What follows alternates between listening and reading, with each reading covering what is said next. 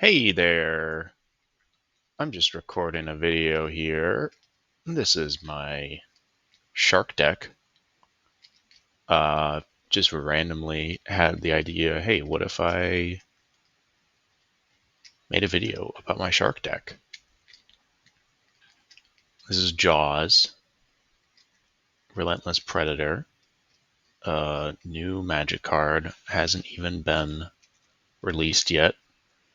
And I've just been hearing some videos, some people online talking about it, and I just thought, oh wow, there's so many different things you can do with this card. Like even it's weird because the text is like hard to read because it's a secret lair. There's not even like a real release of it yet. Also, it's like a Universes Beyond like Jaws card that's completely original. Um, but it just like does so much. Like it when it hits, it's a 5/5 with trample haste for 5. It's mono red, 3 red red. It's even like hard to see the the red, but when it hits, it makes that many blood tokens. So if it hits somebody, you make 5 blood tokens, which is very similar to Olivia's Attendants, except this has trample and haste, and it costs 1 less. I feel like they could have made it a 6/6 and it would have been fine, but um, like it having trample and haste, usually if you get it on like turn 4 or maybe even turn 5, you're going to be able to hit somebody for 5. You might not necessarily be able to do that, and then some of the deck kind of falls apart. But I've found that usually there's like a player who's got like some mana dorks or is like not playing a creature strategy. And if Jaws can come out and hit, I mean, I've never even played this deck yet. I'm just sort of like speculating from my like years of playing Commander that if you can hit Jaws on turn 4 or 5 and attack, you're probably going to be able to make probably 5 treasures or 5 blood because like they might have a creature that can block, but they're not going to block if they're still taking the trample damage. Like they're not going to block with like a 4/4 and then like, oh, I stopped you from making 4 blood, but I lost my 4/4, which probably is doing important stuff for me if it's a 4/4. So you can probably just hit Jaws if they're not too worried about like commander damage or anything, which this deck is not really going to be built around that. Um, yeah, I'm still talking about what the actual card does, but yeah, you make 5 blood tokens, and then there's this other part which I don't even like. I forget that this part even exists, just because this is such a great ability, making 5 blood tokens. Like that's tons of value just off of like a hit, and then you can do it again next turn and next turn and next turn. But whenever a non-creature artifact is sacrificed or destroyed, Jaws deals 1 damage to each opponent. So that works for all players. So there's going to be random, like incidental, like if a player has treasures, if they're doing treasure strategy, Jaws might just kill them, which I guess could work against the deck because it means that there could be a player that like, oh, if Jaws stays out, they have to kill it. Um, but also, it's just a really, really good ability. So it's not really it's not the worst thing in the world to have your commander be so good that it has to be killed. Um, but yeah, so like turn 5 you could play Jaws, or turn 4 hopefully if you've ramped a little bit. Turn 3 might be a little tricky, but turn 4 you play Jaws, you hit somebody, you make 5 blood. Turn 5 or 6, um, you can just spend your whole turn off to sack the blood, deal 5 to everybody, draw 5 cards, discard 5 cards. Um, but yeah, there's a lot of things you can do with that. There's a lot of abilities you can like have synergy with because you're making 5 artifacts. You're making 5 of these bloods. So then that's going to have 5 enter the battlefield triggers for a Reckless Fireweaver. So you're automatically just going to deal that 5. So then now you sort of have 10 damage just lying around because you have these 5 blood that entered. You automatically did the 5 damage, and then you can deal 5 more damage. And that's like kind of base value for these. Like you're just going to deal a bunch of damage to everybody. You also have 5 different sources of discarding a card. So like Veronica here, um, whenever you discard one or more non-land cards, you make a junk token. So you can do it 5 times. And this, like, it only works once a turn, but you have 5 of these blood, so you can use it on other players' turns. So every turn cycle, you can make 4 junk tokens and just get tons and tons of value. I'm using the command zone sort of template for this for the deck building. So like carded, I made these categories. I love architect. I made these categories: card advantage, disruption, mass disruption, and ramp. Those are sort of the 4. And then there's also a 5th one, I believe they call it your plan. That I just sort of have everything else is in my plan because that's kind of how that would work. Because if a card's not in my plan, I'm not necessarily going to play it. If it's not in my plan and it doesn't do like disruption, ramp, mass disruption, and card advantage, I'm just probably not going to play it. So like all the other cards in this deck are in my plan, I guess. I mean, so I guess what is my plan?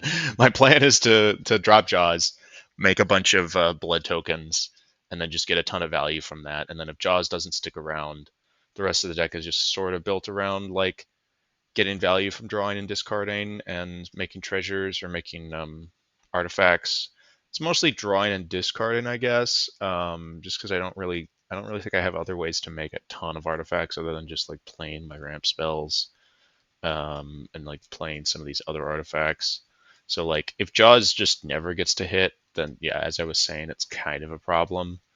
Um, but I think that's sort of an okay thing. Like there's other like you can do like make some scrap tokens, and I guess Veronica still makes those artifact tokens. So like there are a couple other ways. So yeah, plan make a bunch of blood, do a bunch of damage, get a bunch of value from drawing and discarding. And then like my win conditions are just like Jaws plus Fireweaver. You're just gonna like deal 10 damage every hit. So like you deal 5 damage to one player, 10 damage to all players. One player is taking 15 damage, and that's per turn. So that's gonna quickly drop people down because other people are gonna be hitting each other.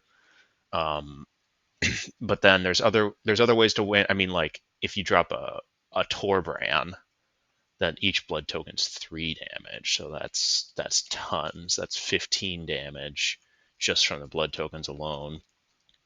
Um, and then yeah, my other sort of win like I guess oh yeah, Olivia's another version of Jaws. Yeah, so you can make some more tokens.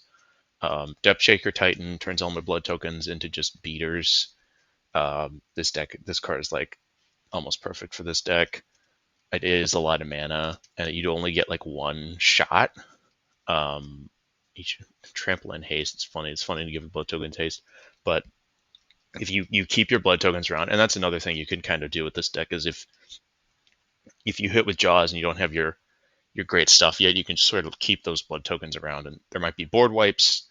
Most board wipes aren't going to get your blood tokens unless there's like a Vandal Blast. So you can just sort of like okay, yeah, Jaws died, but I have my 5 blood tokens. I play Jaws again, I make 5 more. Now I have 10 blood tokens.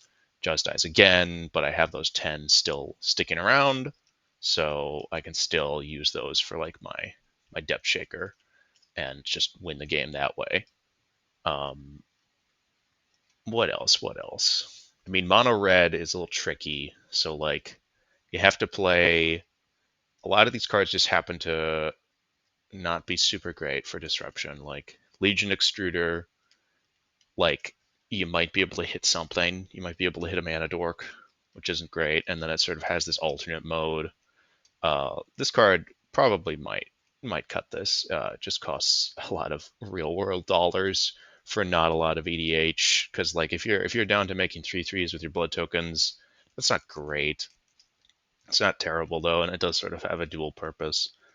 Like Siege Smash, kind of good because you can like attack with Jaws, make 3 extra blood tokens, maybe get a whole bunch of value there, or you can destroy an artifact at split second, which I've never actually done, but sounds pretty powerful.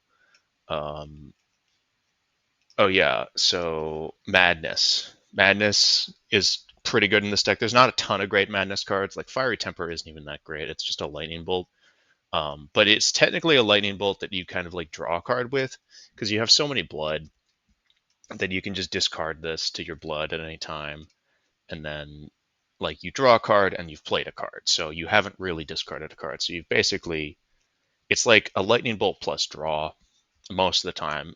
It's really unfortunate when you don't get to get that Madness, I imagine. But it's just gonna like it's just gonna be that removal that draws a card in this deck most of the time because you're probably gonna get at least one blood token. Farid is I count him as disruption just because of the goad part. I guess I could probably move that, but sort of does a lot of roles. Like this deck is kind of like a Farid deck where you're just trying to make artifacts like these what are they called? Scrap. Um, like you could sacrifice any artifacts. So you could kind of treat the blood like their scrap. Give counters to Jaws, go to draw discards already like anything that like has to do with artifacts, has to do with artifact tokens especially, and has to do with drawing a discard in this deck is gonna love it. Like that's why Vault 21, not a very great card, but I think I'm keeping it no matter what because it really just is the Jaws card. Like first two stages, discard draw. Third stage, you reveal 5 cards from your hand, and then for each of those cards that has the same mana value as another card, you make a treasure token, which works perfectly with Jaws and with Reckless Fireweaver and a bunch of other stuff. But this, like, you sculpt your hand, you set up like, oh, maybe I've got 2 lands and three drops. I make 5 treasure. Boom! I've like paid for the card, and I've got all these draw and discard. It's a little bit slow, but I think it's a perfect include. Same with Arterial Alchemy. This is like the blood card. Like obviously you're just gonna play this blood card. You turn your blood into equipment tokens. You pick a bunch of blood when it enters. So yeah, that's the current. This is the current list. Yeah, just tons of ramp because you really want to make sure that you hit Jaws on 5. I did a lot of 3 mana ramp just because 2 mana ramp isn't gonna let you hit Jaws. It's gonna let you hit Jaws turn earlier, but like it's not gonna let you hit it on turn 3 or 4. So like 3 mana ramp, similar to 2 mana ramp in this deck. So you can play things like Agility Bobblehead, which is you pay a lot of mana, but you can make it so Jaws can only be blocked by creatures with haste, which is gonna be like a lot like unblockable. So you can unblockable Sonic Screwdriver does the same thing. Just quite a bit better than Agility Bobblehead, I suppose, but it's like another version of the Sonic Screwdriver. Because Sonic Screwdriver does all that. It does 3 mana target creatures can't be blocked. And then you can also scry, you can untap target artifact. Huh. So I guess you can get like extra value from Tyrann Dynamo. But yeah, I think there's going to be versions of this list that do a lot more with like protecting Jaws or like suiting up Jaws. But I don't want to like dedicate too much of the deck to just my commander. But I have like Zephyr Boots is like is perfect because it does draw a discard and it gives flying and it's an artifact. So you just drop it, give Jaws flying, and be able to attack for the rest of the game.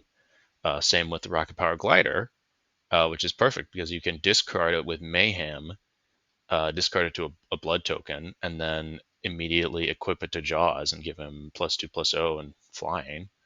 Um, KCI and Radiant Lotus are going to be great just to make a ton of mana. Like you have all this blood, you're going to be able to like go crazy with all this mana. Key to the City Classic. Junk Jet is an interesting one here. I'm wondering if like I'll be able to play Junk Jet and then like turn 5 Junk Jet, turn 6 Radiant Lotus or KCI, like sack 3 blood tokens to sack 3 other blood tokens to double Jaws' power 3 times up to like 40/40.